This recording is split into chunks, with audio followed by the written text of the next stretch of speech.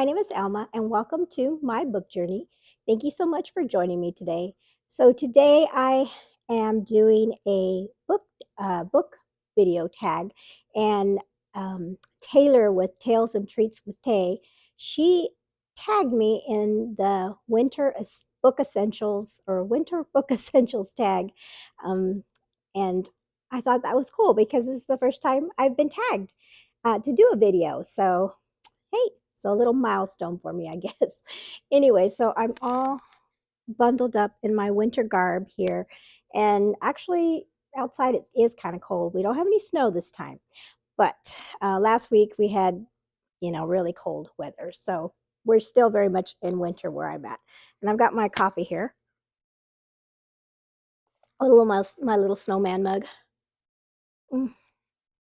And so I looked this up, and I'll link below Taylor's video, the one she did with her questions and answers and book things. And ooh, I look kind of silly. All bundled up. Anyway, so I wrote down the questions, and it was kind of difficult to figure some of these out. So let's see how I did. Okay, so number one is crackling fire, and that is, who is your favorite cold character who warmed up to you towards the end? And so I was going back and forth. I kind of misunderstood the question at first. I thought it was that warmed up in the book to another character, but it was to warm up to us. Like I guess if we didn't like a character and then they came around or something, maybe. But anyway, I ended up going with the character by the name of Edward in the book Holiday by Gaslight by Mimi Matthews. And his character this was set in the 1800s, I believe, and he was courting our main character, and he was really, really stuffy and quiet and solemn, and you know, he wasn't, very. I mean, he was a nice guy, I guess, but very flat and just cold to her. But towards the end of the book, something happens, and I won't say because I don't want to spoil it for anybody. But it was a really sweet romance book, and it was pretty short too, little novella that I read in December for Christmas during Christmas time. So that was the book that I chose for that one. Number two is Snowflakes. What is a book that was filled with unique characters? And so for that book, I chose A Rover Story, which is a middle grade book that I read in March for middle grade March. And so the characters are a rover that is built in this book, and you see in the book is his perspective of him being created, being worked on, and then finally getting sent to Mars. And so the characters they are inanimate objects that have, they come to life. Of course, it's a children's middle grade book, so it's sweet. But there's Rez is the rover, and then he has a drone named Fly, and there's another character in there as well that is not human. So I thought that was a unique cast of characters. Number three, Gingerbread Family. Which fictional family would you want to be a part of?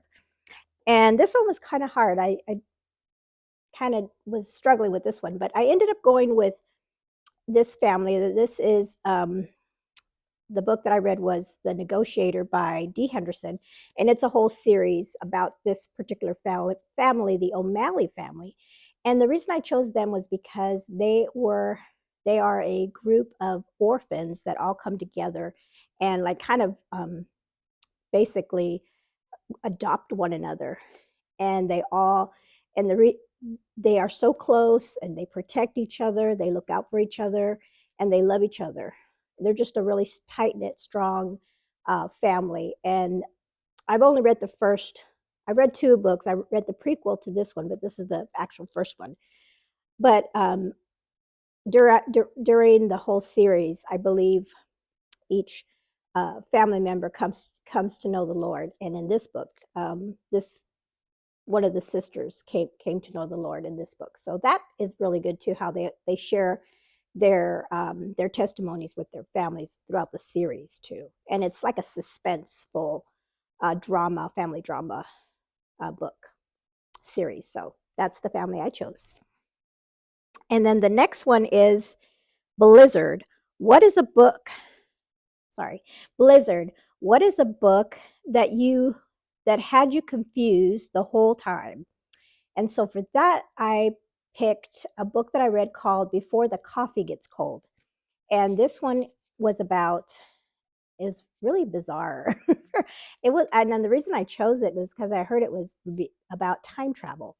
And so it was a time travel book, but you could only go back in time if you were in a particular store, little coffee shop, and you had to be in this in a certain chair in the coffee shop, and you could only go back in time if you were already in the coffee shop at the time you wanted to go back to, and then you were only back in time for the amount while your coffee before your coffee got cold. So when your coffee got cold, which for me is pretty quick because I put a lot of creamer in mine, but then you'd go back, and that was your, and you couldn't leave the coffee shop. You could only go back in time, and it was kind of weird for a time travel book. So that was the reason I chose that one.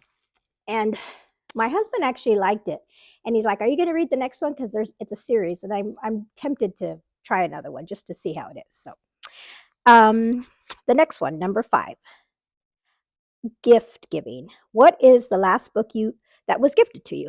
So the last book that was gifted to me was actually 3 books that were gifted to me because they came in a set, and this was from my son.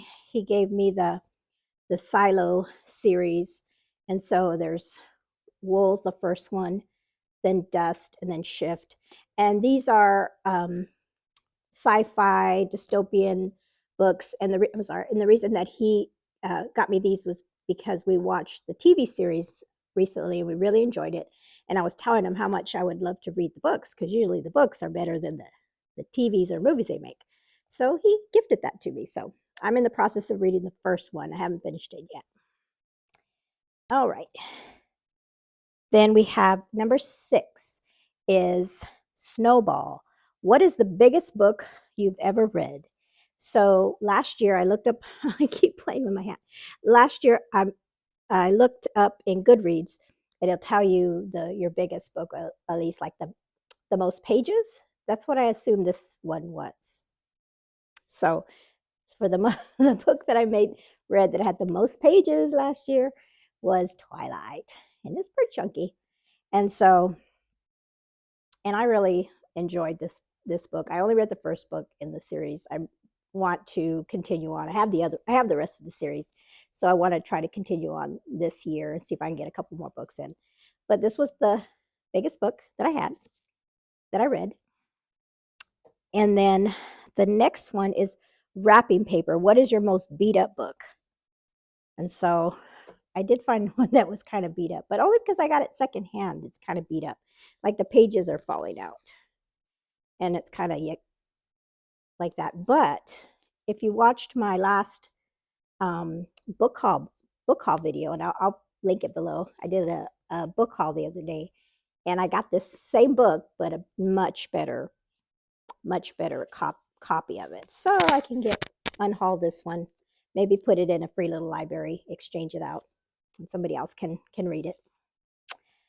Oh, and that one was A Love Woven True by Tracy Peterson. So that was Christmas Lights. Oh, Wrapping Paper, sorry. So next one, number 8, is Christmas Lights. What is a book you own that has many colors on the cover? Now, when Taylor did her book, I remember her saying something about it was hard for her to pick out a colorful book. And I had the same problem, I guess, because a lot of my books are more, like you can even see back here, they're kind of muted, more pastel, just light colors or dark colors. So I had a hard time finding a book that had colorful, colorful covers. So I went downstairs in my craft room, and I remembered I had some books down there. And this one is Beholding and Becoming the Art of Everyday Worship by Ruth Simons. And it's just it's just beautiful. It's like a devotional book, but with beautiful pictures and things in here. It's really nice. I need to actually really make an effort to read more of my devotionals during the year. So that is my colorful book. And then ice skating. What is the book that had a plot all over the place? So for this one, I chose the book Heartless, and I forgot to write down the author's name. Is it Meyer? I can't remember, but I'll put it up here because I don't have that book. And I actually I didn't read it. I heard it on audio, and I think that was my issue. I couldn't follow it because I had a hard time following it on audio, and I didn't know what was happening, what was going on, and it was not a book that I ended up enjoying, and I was confused about what the whole point of the story was. So that's what I put for that one. And I don't know, maybe, and I've heard like it's such a good book, and that's the reason I picked it up. But maybe it was the whole thing about reading it or listening to it on audio. I couldn't follow the plot. Okay, so then we have Christmas Tree, and this one is, who is your favorite character of all time? So I didn't do a favorite. Now that I'm reading about, oh, it's all time. I didn't do all time. I just did what a favorite character of the book I read last year. So for that one, I picked Ryland is the name of the character, and he is from the book Project Hail Mary, and I really loved this book. It was a sci-fi book about Ryland, who was in the beginning of the book. He wakes up and he does not have any of his memories, and he doesn't know who he is, and he's on a ship in outer space. And I've talked about this because it was in my top books of 2024, and I'll link that video below. But I really can't tell you too much about that book because, it ruins. You have to go in and read that book as that. But the reason I really liked his character was because he didn't give up. He just, even with, waking up and not knowing who he is, and, he made it work, and he worked through that terrible ordeal that he found himself in, and his character was very lighthearted and funny in the midst of all of that. He was just a really great character. So that was my answer for number 10. And then number 11 is The Star. What's a book you look forward to rereading each year?